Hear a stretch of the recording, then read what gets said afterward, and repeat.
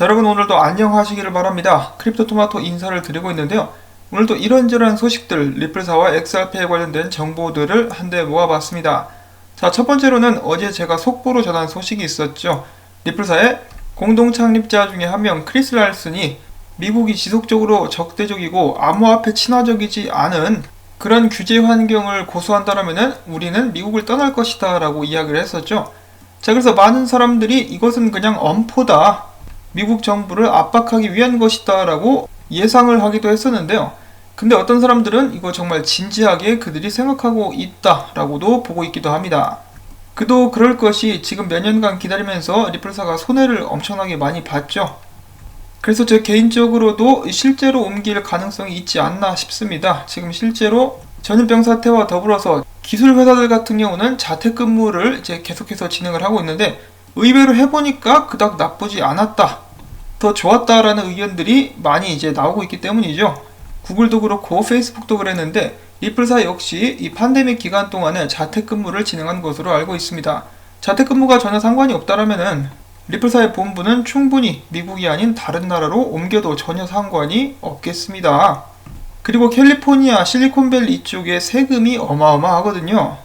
그리고 더욱더 많은 사람들이 캘리포니아를 탈출하게 되면서 세금이 더욱더 올라가게 될 것이라고 예상이 되는 가운데 굳이 리플사가 그곳을 고집하면서 남아있을 이유가 있나 싶습니다. 제 개인적으로는. 그런데 이 크리스 랄슨이 언급한 몇 개의 나라, 리플사가 고려하고 있다라고 말하고 있는 이 나라 중에 어디가 제일 나을까? 영국도 좋아 보이긴 한데 많은 사람들이 여기로 가면 가장 좋겠다라고 생각하는 나라가 바로 싱가포르이 될 수 있다고 합니다. 싱가포르 같은 경우는 아시아 쪽이 금융 혁신을 가장 빨리 받아들이는 그런 지역이라고 하죠. 그 다음에 이제 홍콩이 중국에 먹히게 되면서 가장 많이 수혜를 본 나라가 싱가포르인 것으로 알려져 있습니다. 그리고 또한 싱가포르 내에는 영어를 하는 사람들이 굉장히 많죠. 싱가포르 같은 경우는 몇 년 전부터 혁신을 장려하면서 블록체인 및 암호화폐에 친화적인 그런 모습을 보여왔었습니다. 그래서 암호화폐 사업을 하기에 가장 좋은 나라 1등으로 꼽히기도 했었던 것으로 기억을 하는데, 리플사가 싱가포르로 가게 되면은 이 가장 좋은 선택이 될 수 있지 않을까, 혹은 스위스도 괜찮겠고요.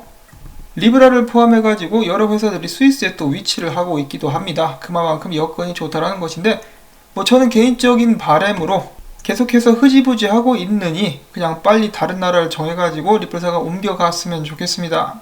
지금 리플사 같은 경우는 몇 년 전부터 로비도 엄청 했거든요. 돈도 엄청 퍼줬는데 아무것도 나아진 것이 없어. 답답하죠? 자, 아무튼 그 다음 소식으로 넘어가서 크리스 랄슨이 또 이런 말도 했다라고 하는데요. LA 블록체인 서밋에서 리플사의 XRP 기반 송금 플랫폼 ODL이라고 볼 수가 있겠죠. ODL은 XRP 가격에 영향을 미치지 않는다라고 이야기를 했다라고 합니다.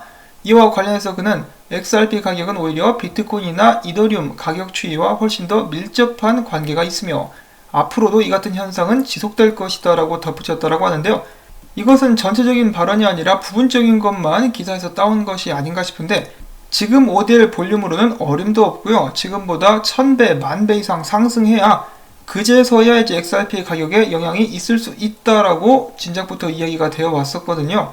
근데 그렇게 되지 않으면 앞으로도 계속해서 비트코인이나 이더리움을 따라가게 될 텐데, 이제 문제가 됐었던 것은 다른 암호화폐들보다 상승률이 훨씬 더 적었다. 이 부분을 해결하기 위해서는 결국은 XRP 채택이 많이 이루어져야만 할 것 같습니다. 그때까지는 비트코인이 대장 노릇을 단단히 하게 되겠네요. 이 탈비트의 꿈은 이루어질 것인가? 자, 그 다음에는 리플사의 파트너인 머니그램에 관련된 소식이 있습니다. 월마트와 머니그램이 그들의 계약을 2년간 연장하겠다라는 소식인데요. 이로써 2024년까지 그들은 파트너로서 함께 일하게 될 것이라고 합니다. 이 월마트 같은 경우는 2014년에 미국 내에 은행 계좌가 없는, 금융 서비스를 받을 수 없는 사람들을 위해서 송금을 시작했고, 4년 후 머니그램과 함께 국제 송금을 진행하기 시작했다라고 이야기를 하고 있습니다. 머니그램 CEO는 이러한 파트너십 확장에 대해서, 연장에 대해서 아주 좋다고 인터뷰를 했고요. 한편 로이터에 의하면 50% 이상의 월마트 노동자들은 파트타임, 즉 알바라고 볼 수가 있겠는데, 그 중에 절반이 라틴계와 아시안계라고 합니다. 이들은 개발도상국 출신으로서 돈을 고국에 보내는 그런 일이 잦다라고 하는데, 숫자로 보면 대략 100만 명 정도가 되며, 이들이 고국으로 돈을 송금하게 될 때 그냥 월마트에서 일을 마치고 송금을 하면 되기 때문에 사용자들도 편하고 월마트도 좋은, 그리고 머니그램도 좋은 그런 파트너십이 아닌가 싶습니다. 자, 근데 한 가지 안타까운 것은 이들이 아직 리플사의 기술을 그런 송금 과정에서 활용하고 있지는 않다라는 것이겠죠. 하지만 미래에 한번 기대를 해봅니다. 자, 월마트에서 함께 국제 송금을 하는 파트너십을 맺은 회사 중에 리아머니 트랜스퍼도 있는데 얘들 역시 리플넷에 가입을 한 그런 회사죠. 얘네들 소식은 한동안 뜸한데 뭔가 업데이트가 조만간 나올 수 있으면 좋겠네요. 자, 그 다음에는 SBI 관련된 소식이 있어가지고 몇 가지를 가지고 와봤습니다. 이 소식은 일본에 계시는 유튜버인 크립토에리님의 정보를 참고를 했다는 것을 미리 말씀을 드리고요. 정보를 하나하나씩 보도록 하겠습니다. 여러분들도 많이 들으셨겠지만은 지금 중국이 4차 산업을 앞서 나가기 위해서 엄청나게 많은 투자를 하고 있고 디지털 위안화 발행 등 여러가지로 조처를 취하고 있습니다. 그것에 관해서 크리스 랄슨도 이야기를 했었는데 중국의 뒤질세라 일본도 정말 열심히 노력을 하고 있는 모습이 보여지고 있는데요. 이 첫 번째 기사 같은 경우는 얼마 전에 코인리스 한글 기사를 통해서 저도 여러분들께 전해드린 바가 있는 소식입니다. SBI가 시그넘뱅크와 함께 손잡고 펀드를 조성해가지고 여러 블록체인 회사 및 암호화폐 회사에 투자를 하겠다라고 밝혔었죠. 공동으로 이제 협력을 하겠다라고 밝혔는데 SBI는 지속적으로 암호화폐 및 블록체인 산업에 관련된 영향력을 넓혀가고 있습니다. 최근에 또 이런 소식이 나왔었는데 바이낸스가 일본 쪽에 이 거래소인 타오타오와 협상을 했었다라고 합니다. 아무래도 이 본격적인 일본 진출에 관련된 그런 그 돌파구를 모색하기 위해서 이런 식으로 협상을 진행하는 것이 아닌가 싶은데 결국은 실패로 돌아갔다라고 합니다. 자, 그런데 이 타오타오라는 거래소를 SBI가 잡아 먹어버렸다라고 하네요. 인수를 하게 됐다라는 것인데요. 이제 앞으로 이 거래소는 100% SBI 홀딩스 산하에서 운영을 하게 되는 것입니다. 자, 이로써 키타 회장 같은 경우는 일본 내에서만 총 4개의 거래소에 거대한 영향력을 끼칠 수 있게 되었는데요. 첫 번째로는 저희가 방금 전에 언급을 했었던 타오타오 거래소, 두 번째로는 SBI 산하의 암호화폐 거래소가 있죠. SBI Virtual Currencies 그 거래소가 있고, 세 번째로는 얼마 전에 리플사의 기술 및 XRP를 적극적으로 활용하겠다라고 발표를 했었던 FX코인, 이 거래소에는 키타 회장 및 SBI 홀딩스가 밝히지 않은 금액을 투자했다고 하는데요. 사람들은 밝히지 않았기 때문에 어마어마한 자금이 투여됐을 것이다 라고 예측을 하고 있습니다. 자, 그 다음에 마지막으로는 비트플라이어라는 거래소가 있는데요. 여기에도 SBI 홀딩스가 2천만 달러 정도를 투자를 했다고 하죠. 그래서 이 4개의 거래소를 주물럭 거릴 수 있는 자리에 키타 회장이 올라서는 것이 아닌가라고 예측을 해볼 수가 있겠습니다. 키타 회장은 리플사의 지분도 많이 들고 있는 것으로 알려져 있죠.